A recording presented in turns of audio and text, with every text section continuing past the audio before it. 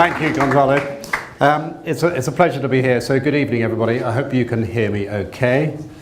I'm going to say a few words. I've got a few slides. I'm going to hopefully tell you something interesting before all of our really important people come along and speak, which is the entrepreneurs who are coming up. And as Gonzalo said, I'm delighted that they're all female tonight. So a quick bit of background, a bit of context on me. So I've backed around about 25 companies to date. 10 of them are female-led. I'm a member of Cambridge Angels, I'm a member of Cambridge Capital Group, and I'm also a member of Angel Academy. I'll tell you a little story about Angel Academy. I first got introduced to them about 3 years ago. I met Sarah Turner, who set it up, at a networking event like this, and she told me what she was doing. I said, that sounds interesting. So we met. She said, come along to one of my events. So I went, and I thought this would be interesting. I omitted to notice that there was a big football game on that night. I think England were playing Poland. And there were a few guys on the list to turn up, and of course they all went to watch the football, and I was the only guy there. So I pitch up, and I suddenly learnt what it's like to be a woman at most of these events when you turn up and you're the only woman. So it was a complete role reversal. I'm also a fellow of entrepreneurship at the Cambridge Business School. My background is in economics. I did train as an accountant, so I know something about all the work that BDO did. I usually I looked for really great people to back. So anyway, that's a little bit about me. I'm going to whiz you through some slides, just to give you a bit of context.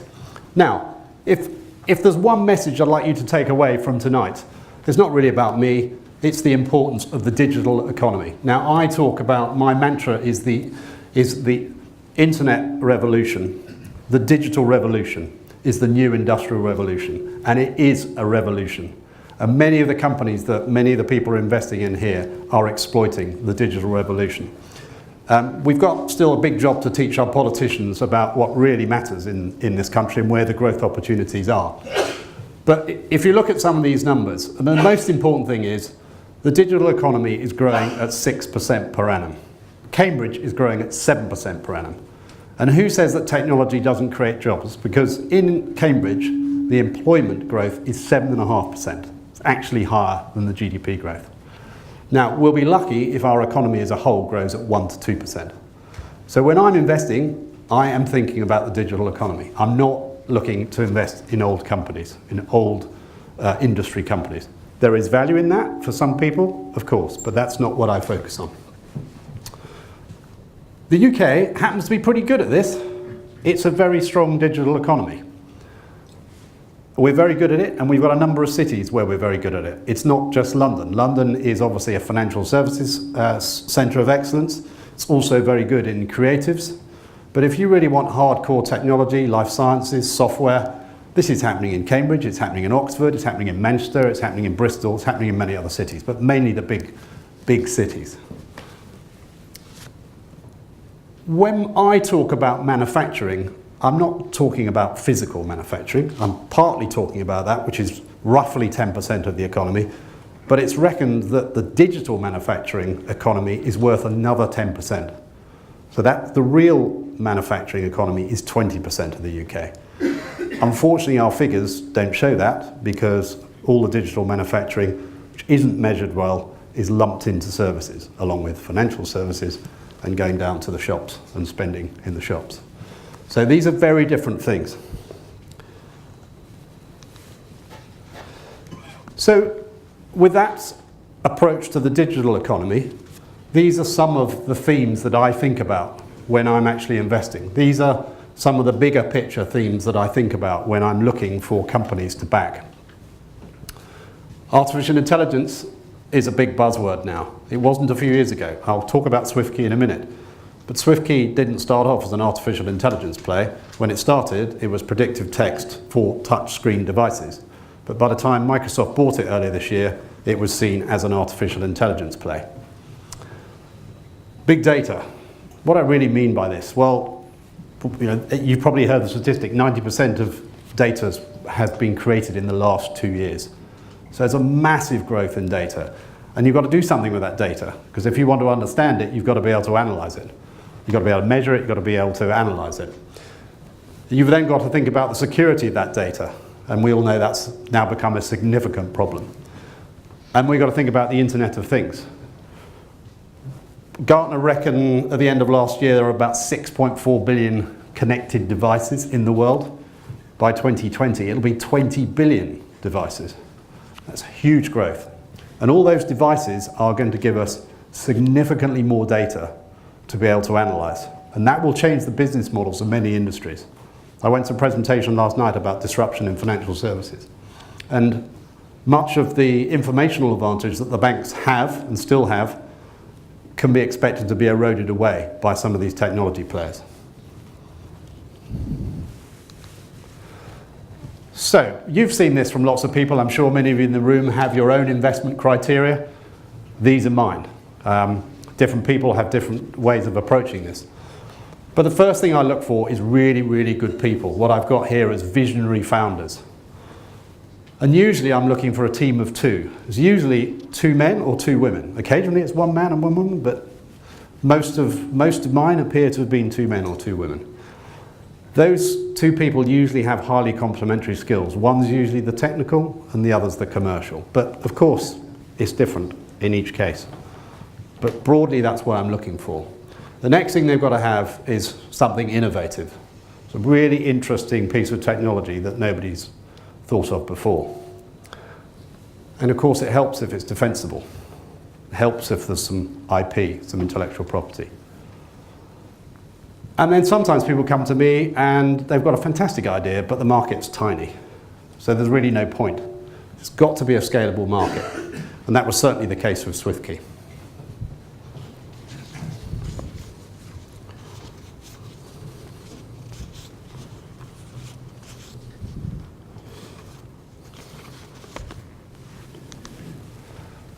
So, SwiftKey.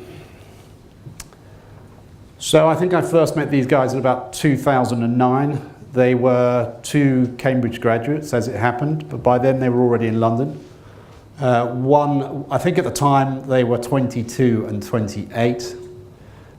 One had a degree in physics, the other had done a PhD in natural language processing.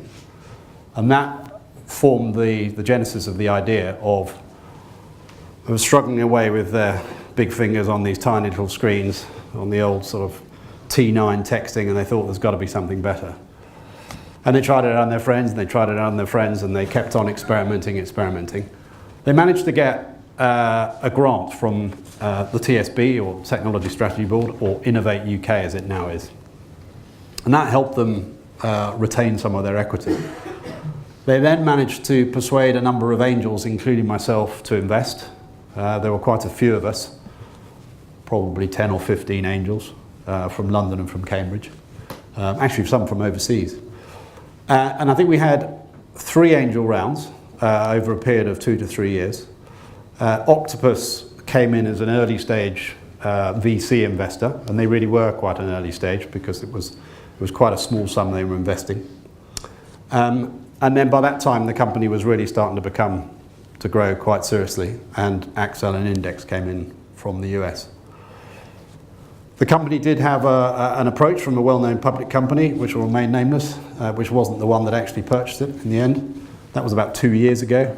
And then ultimately, recently, as you know, it's been purchased by Microsoft. Now, why did Microsoft buy this company? They bought it because they saw it as an artificial intelligence play. But they also bought it because they hired, by that time, SwiftKey had grown from 2 people to 160, 170 people, most of whom were highly intelligent software engineers. And Microsoft wanted that team of software engineers. And as probably many of you in the room know, there's an arms race going on among the big technology companies for artificial intelligence and many of these other skills as they try to expand their platforms. I think some of the other things we learnt along the way from SwiftKey, we had a great story right at the beginning, because the 2 guys thought, well, how on earth are we actually going to go and talk to these big OEMs like Samsung, BlackBerry? Remember BlackBerry? Still quite big in those days. And they thought, we can't really go and we can't go to Korea and see Samsung. You know, they're not going to be interested in talking to 2 guys from a garage in Cambridge. So they thought, well, we can't really fulfill a business-to-business model. So what we'll do is we'll start with a business to consumer model. We'll create an app that you can buy on your mobile phone, and that will give us the publicity that will get Samsung to come knocking on our door. Now what actually happened was they thought, first of all, in those days, because it was quite early in the app stores, nobody really knew how to price any apps in the app stores. You probably remember they were actually, most of them you had to pay money for. Most of them are free now. But at that stage, something that was $5 was quite a big price. So they decided it would be $2.99, and they didn't expect to sell many of them. And they started issue the thing into the app store, and then it sold massively. It just took off, and they were selling millions of these things. So the B2C model actually became a revenue stream in its own right. And then, of course, the big guys did come and knock on the door and started to say, well, we'd like your app embedded in our phone when we sell it to a customer. So I'm happy to take some questions on that later, but that's a very, very quick canter through the SwiftKey story. I hasten to add, I was quite a small shareholder in this company, before you get too excited. And this is just to leave you really with a bit of a view as to some of the things I'm currently invested in, and I'll tell you one or two stories around that, because I think it's really important when you're investing to, first of all, understand this is a very high-risk asset class. Companies you invest in will go bust, they will disappear. And I've had companies that have gone bust. I've had companies that have disappeared very quickly. Sometimes I've had to take the initiative to actually sit down with the management team and say, it's time to finish this because it's not going anywhere. And there are different reasons why that might happen. There are also companies that keep going because they raise more money each year, and they keep going, and every year they raise more money. And you think the story is always, we're close to making the big breakthrough, but the breakthrough never seems to happen, and they come back a year later and they're still trying to raise more money. And then there are some hugely exciting opportunities like SwiftKey that scale very quickly. A couple of other stories which I'll tell you, which might interest you.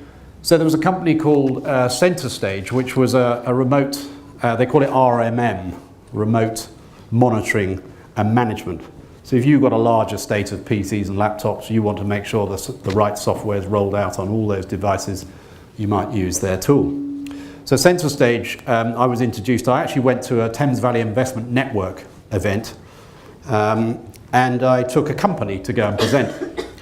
And when I was there, I met two other companies, and one of them was CenterStage. And we got talking, and it sounded to me like a very interesting business.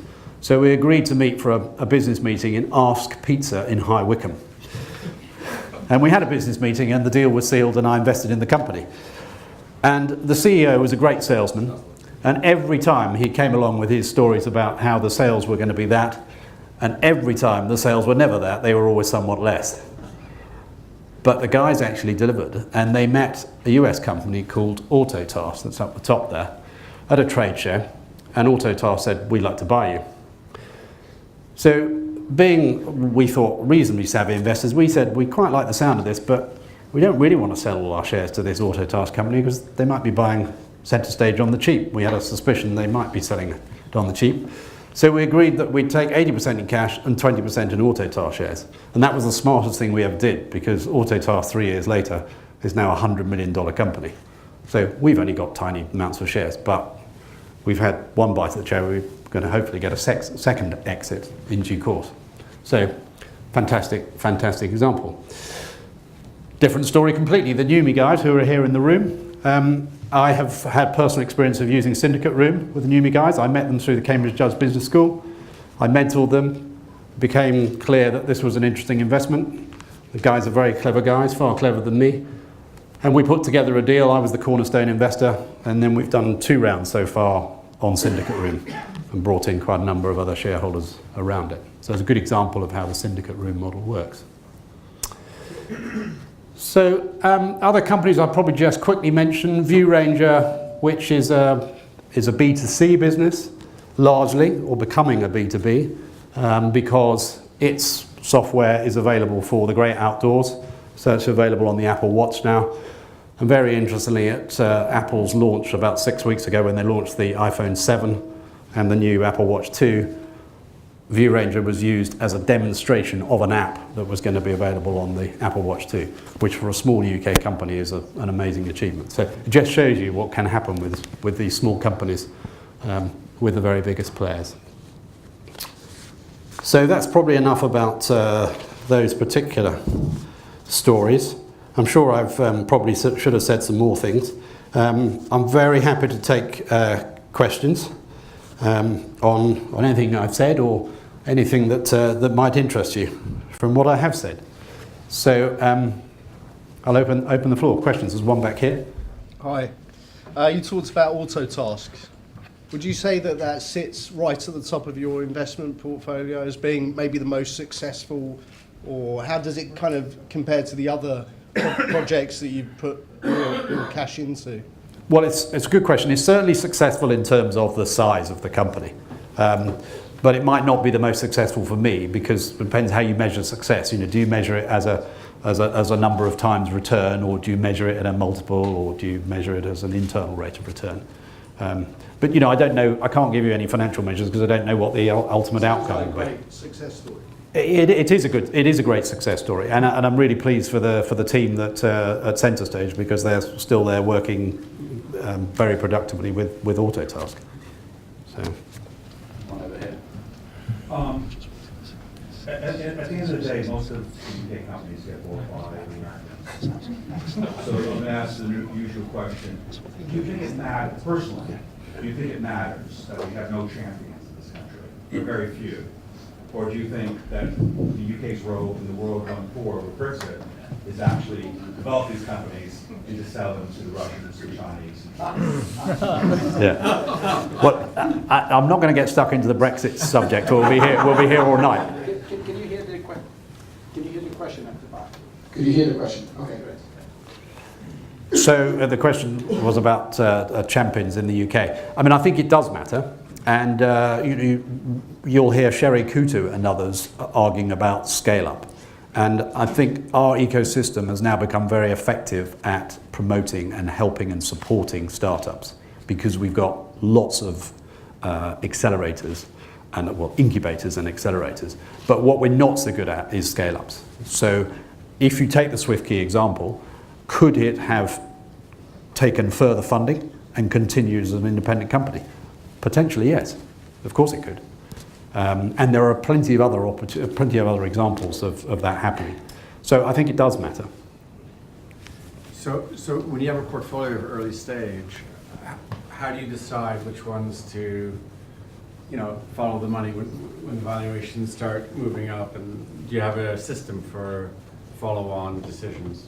Well, it's a great question. And they always say, I use the analogy with managing teams of people. If you're managing a team of people, you should spend your time with the good ones, not the bad ones.